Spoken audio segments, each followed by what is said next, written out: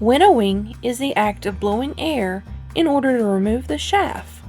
Chaff is the husk surrounding the seed and any other debris other than the seeds.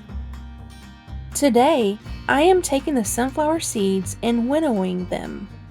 I simply turn a fan on low and drop the seeds in front of the fan.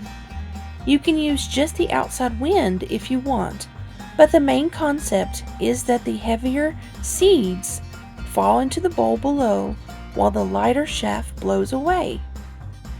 It is an easy way of getting the seeds away from everything else instead of manually picking through each seed one by one.